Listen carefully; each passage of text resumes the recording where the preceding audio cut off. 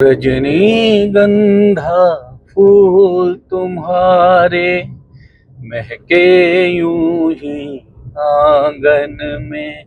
न जाने क्यों होता है ये जिंदगी के साथ। रिमझिम गिरे सावन, सुलग सुलग जाए मन। ये पतझड़ का मौसम घड़ी दो घड़ी है। कहीं तो ये दिल कहीं मिल नहीं पाते, कहीं से निकल आए जन्मों के नाते। मैं सुनाऊंगा एक कहानी, एक ऐसे गीतकार की कहानी जिसको एक दोस्त ने जमीन से उतार के फलक का सितारा बना डाला। रजनीगंधा फूल तुम्हारे महके यूं ही आंगन में। हाँ, यूं ही महके प्रीत पिया की मेरे अनुरागी मन में। रजनीगंधा फूल तुम्हारे। न जाने क्यों होता है ये जिंदगी के साथ। अचानक ये मन किसी के जाने के बाद कर फिर उसकी याद। छोटी छोटी सी बात, न जाने क्यों, न जाने क्यों होता है ये जिंदगी के साथ। अचानक ये मन किसी के जाने के बाद कर फिर उसकी याद। छोटी छोटी सी बात, न जाने क्यों। रिमझिम गिरे सावन, सुलग सुलग जाए मन। भीगे आज इस मौसम में लगी कैसी ये अगन। रिमझिम गिरे सावन, कहाँ तक ये मन को अंधेरे चलेंगे। कहाँ तक ये मन को अंधेरे चलेंगे। उदासी भरे दिन कभी तो ढलेंगे। कहाँ तक ये मन को अंधेरे चलेंगे। उदासी भरे दिन कभी तो ढलेंगे।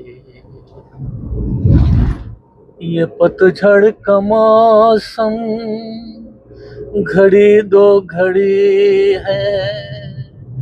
ये पतझड़ का मौसम घड़ी दो घड़ी है।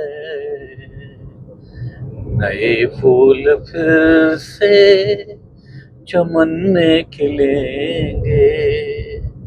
उदासी भरे दिन कभी तो ढलेंगे। कहीं तो ये दिल कहीं मिल नहीं पाते, कहीं से निकल आए जन्मों के नाते। कहीं तो ये दिल कहीं मिल नहीं पाते, कहीं से निकल आए जन्मों के नाते। ये मेरी उलझन बैरी अपना मन अपना ही होके सहे। दर्द पर आए, दर्द पर आए, कहीं दूर जब दिन ढल जाए। सांझ की दुल्हन बदन चुराए चुपके से आए।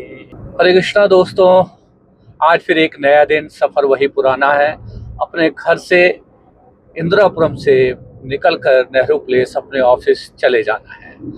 आज की इस सफ़र की बातचीत में मैं सुनाऊंगा एक कहानी, एक ऐसे गीतकार की कहानी जिसको एक दोस्त ने ज़मीन से उतार के फलक का सितारा बना डाला। इससे पहले मैंने जितने गाने गुनगुनाए वो सारे गीत उन्हीं के लिखे हुए हैं। तो दोस्तों, चलते चलते आज बात करेंगे गीतकार योगेश के बारे में, जिनका पूरा नाम योगेश गौड़ था। योगेश गौड़ का जन्म लखनऊ में 19 मार्च 1943 को हुआ और बहुत कम उम्र में अपने पिता को गंवाने के बाद पूरे घर की, एक बड़े घर की जिम्मेवारी योगेश के सर पे आन पड़ी और योगेश निकल पड़े माया नगरी मुंबई की ओर अपनी रोजी रोटी की तलाश में। वहां पर उनके एक चचेरे भाई ब्रजभूषण गौड़, जो कि पहले से ही माया नगरी यानी फिल्मों में पटकथा लेखन का काम करते थे, वहां जाकर उन्होंने अपने भाई से मदद मांगी, पर भाई ने मदद करना तो दूर बल्कि उपेक्षा की। उस उपेक्षा के कारण योगेश का दिल उस समय टूट गया और उन्होंने यहां तक सोच लिया कि वो मुंबई से लखनऊ वापस आ जाएंगे। मगर दोस्तों, रिजेक्शन भी कभी ना कभी सिलेक्शन का रास्ता ढूंढती है। मैं आपको बताना चाहता हूं योगेश के एक ऐसे दोस्त के बारे में जिनका नाम सत्यप्रकाश उर्फ सत्तो था। जब लखनऊ से योगेश माया नगरी की ओर निकलते हैं अपनी रोजी रोटी कमाने के लिए, कॉलेज को बीच में छोड़ करके, तो उनके साथ निकल आता है उनका दोस्त भी सत्यप्रकाश सत्तो। तो सत्तो ने जब योगेश की उपेक्षा देखी उनके अपने चचेरे भाई के द्वारा, तो उसी टाइम सत्तो ने जो है प्रण कर लिया कि अब तो इस माया नगरी में ही रहेंगे और यहीं पे अपना मकाम बनाएंगे और चाहे कुछ भी हो लखनऊ वापस नहीं जाएंगे। उन्होंने योगेश को कहा कि तुम चिंता मत करो, हम दोनों मेहनत करेंगे, मैं दिन में काम करूंगा, रात में काम करूंगा, तुम जो है कविताएं लिखो, गीत लिखो और फिल्मों में काम के लिए ट्राई करो। इस तरह से सत्तो ने उनका हाथ थामा और उनको उम्मीद दी, आशा दी, हौसला दिया। ऐसे दोस्त आज के ज़माने में विरले ही होते हैं, मगर योगेश बहुत किस्मत वाले थे कि उनके जीवन में सत्तो था। एक चरित्र अभिनेता जिनका नाम था भगवान सिन्हा। भगवान सिन्हा ने योगेश को मिलवाया रॉबिन बैनर्जी से।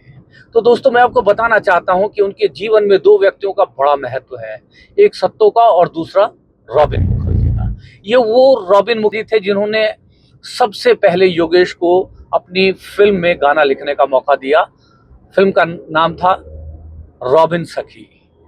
और जब भगवान सिन्हा ने रॉबिन बैनर्जी को मिलाया और रॉबिन बैनर्जी ने योगेश के गीत और कविताओं को सुना, तो वो उनसे बहुत प्रभावित हुए, मगर उनको बताया कि यहाँ माया नगरी में गीत जो है धुनों के ऊपर लिखी जाती है। तो इस तरह से रॉबिन बैनर्जी ने उनको सिखाया कि धुन के ऊपर किस तरह से गीत लिखे जाते हैं और उनको लगातार बहुत सारी फिल्में दी। और रॉबिन सखी का एक गाना जो बहुत मशहूर हुआ कि तुम जो आओ तो प्यार आ जाए, जिंदगी में बाहर आ जाए, जिसे स्वर्गीय मन्ना डे ने गाया था, बहुत मकबूल हुआ। और दोस्तों, जिस तरह से सत्तो ने अपनी दोस्ती निभाई योगेश के लिए, योगेश भी वैसे ही दिल वाले थे। योगेश को संघर्ष के दिनों में अनजान मिलते हैं, गीतकार अनजान की बात कर रहा हूं। और जहां तक मुझे याद आता है, शायद जो आज के गीतकार समीर के पिता थे अनजान, तो अनजान उस समय बहुत संघर्ष कर रहे थे, उनको काम नहीं मिल रहा था। उन्होंने उनके दर्द को समझा, क्योंकि वो भी इस तरह के दर्द से गुजर चुके थे। वो अनजान को लेकर के पहुंचते हैं रॉबिन बैनर्जी के पास।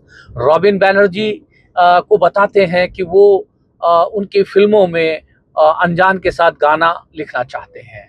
तो रॉबिन बैनर्जी ने उनको समझाया कि तुम क्या पागल हो, बेवकूफ़ हो, तुम्हें अकल नहीं है, तुम अपनी आधी कमाई एक दूसरे गीतकार के साथ साझा करना चाहते हो। तो योगेश ने बोला कि हाँ, मैं यही करना चाहता हूँ।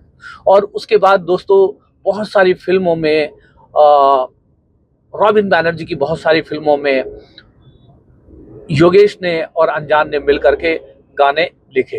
तो जिस तरह से एक दोस्त सत्तो ने उनके जीवन का कायाकल्प कर दिया, उसी तरह से योगेश ने भी अनजान की उस बुरे समय में मदद की। तो आपको जैसा मिलता है और यदि आप वैसा ही आगे लोगों को देते हैं तो ही आप सच्चे इंसान हैं। तो ऐसे सच्चे इंसान योगेश थे। योगेश जिस समय फिल्म इंडस्ट्री में आए उस समय गीतों में उर्दू शब्दों का बहुत प्रचलन था, मगर इससे इतर योगेश ने अपने गानों में सरल सहज हिंदी शब्दों का प्रयोग किया और बहुत मकबूल हुए, बहुत मशहूर हुए। एक्चुअली गीतकार योगेश की कहानी नहीं है, ये एक दोस्ती की कहानी है, एक अमर दोस्ती की कहानी है, सत्य प्रकाश सत्तो की कहानी है। तो दोस्तों बताते हैं कि सत्तो जो है उनके अभिन्न मित्र ही नहीं थे, उनके सभी कविताओं के, उनके गानों के, उनके गीत के, उनके छंद के पहले श्रोता भी थे। ऐसे ही एक दिन अपने घर की छत पर बैठे, जहां से समुद्र दिखाई देता था, डूबते हुए समुद्र को देखते हुए योगेश ने लिखा, कहीं दूर जब दिन ढल जाए, सांझ की दुल्हन बदन चुराए, चुपके से आए, मेरे ख्यालों के आंगन में कोई सपनों के दीप जलाए। इतना सुंदर गीत जैसे ही उन्होंने बोला, सत्तो ने योगेश से बोला कि तुम लिख के ले लो कि ये जो गीत है, ये जो गाना है, ये जब भी कभी किसी फिल्म में आएगा ये तुमको अमर बना देगा। और हुआ भी। और दोस्तों बताया जाता है कि योगेश ने अपने सत्य प्रकाश जो सत्तो की दोस्ती से वो इतने भावनात्मक रूप से जुड़े हुए थे कि इसी गाने में उन्होंने एक पंक्ति लिखी थी, कहीं तो ये दिल कहीं मिल नहीं पाते, कहीं से निकल आए जन्मों के नाते। हर आदमी अपनी जिंदगी में तरक्की करना चाहता है। इस तरक्की के क्रम में वो मिलते हैं ऋषिकेश मुखर्जी से, और ऋषिकेश मुखर्जी को जब वो अपना यही वाला गीत, कहीं दूर जब दिन ढल जाए, सांझ की दुल्हन बदन चुराए, चुपके से आए, वो इतना भा जाता है, इतना उनको अच्छा लगता है कि वो इस गीत को शामिल कर लेते हैं अपनी आने वाली फिल्म आनंद के लिए। ऋषिकेश मुखर्जी ने अपनी फिल्म आनंद में इसे राजेश खन्ना के ऊपर फिल्माया और संगीत दिया सलील दा ने। और इतना गाना ये प्रसिद्ध हुआ कि आज तक ये अमर गाना है। आज तक उदासी के क्षणों में, शाम के वक्त ऐसा कोई भी विकल और व्याकुल हृदय ना होगा जो मुकेश का गाया और सलील दा का संगीतबद्ध किया हुआ ये गाना ना सुनना चाहता हो। उसके बाद तो दोस्तों सलील दा, ऋषिकेश मुखर्जी, बासु चटर्जी के निर्देशन में एक से एक फिल्में बनी और उन फिल्मों में योगेश ने गाने लिखे, सलील दा ने म्यूजिक दिया। तो इस तरह से देखिए कि एक दोस्त किस तरह से एक व्यक्ति को फर्श से उठाकर अर्श तक पहुंचा देता है। ऐसी दोस्ती की कहानी है योगेश की जिंदगी, जिनके जिंदगी में यदि सत्य प्रकाश सत्तो नहीं होते तो योगेश खुद कहते हैं यदि मेरी जिंदगी में सत्तो जैसा दोस्त ना होता तो शायद मैं लखनऊ लौट गया होता। तो योगेश की कहानी सच्ची दोस्ती की कहानी है। ऐसी दोस्ती की कहानी, ऐसे दोस्त जिन्हें हम जिंदगी में ढूंढते रहते हैं, मगर बहुत किस्मत वालों को ही सत्तो जैसे दोस्त मिलते हैं। ऐसे ही एक भाग्यवान व्यक्ति थे योगेश। और यही योगेश 29 मई 2020 को इस फानी दुनिया को छोड़ करके हमारे बीच अपने कर्णप्रिय गानों को छोड़ करके चले गए एक अनंत यात्रा पे। तो ये थी योगेश की कहानी। आप बताइएगा आपको ये कहानी कैसी लगी। और इस तरह की कहानियां चलते चलते मेरे साथ, जैसा कि मैंने आपको बताया, यात्राओं में सुनना चाहें तो आप मुझे लिखिएगा कि आगे आप किसकी कहानी सुनना चाहते हैं। तो इस तरह की कहानियां आती रहेंगी फिल्मों से, जिंदगी से, आपके मेरे जीवन के अनुभवों की कहानी, कभी गीत, कभी कविताएं, कभी छंद, कभी हमारे अपने मन के द्वंद्व, इन सब को दर्ज करने की यात्रा है मेरा चैनल चलते चलते 802 यूट्यूब के ऊपर, और फेसबुक के ऊपर मेरा पेज है चलते चलते के नाम से। यदि आपको मेरी बातें अच्छी लगती हों, आपको मेरे द्वारा सुनाई गई कहानियाँ कहीं आपके मन को गुदगुदाती हों, कहीं आपके ज़ख्मों को मरहम लगाती हों, तो मैं ये कहूँगा यदि मेरा चैनल अब तक सब्सक्राइब नहीं किया तो कर लीजिएगा। हो सके तो मुझे फेसबुक पे भी फॉलो करिए। मैं हूँ आपका होस्ट और दोस्त सुभाष चंद्र झा, कैमरे की आंखों के सामने है। और अगली एक और कहानी में या एक और बातचीत में आप सबसे मुखातिब होंगे बहुत जल्दी, तो बने रहिए मेरे साथ। आप सबको आज के दिन की ढेर सारी शुभकामनाओं के साथ आज के लिए विदा ले रहा हूँ। हरे कृष्णा।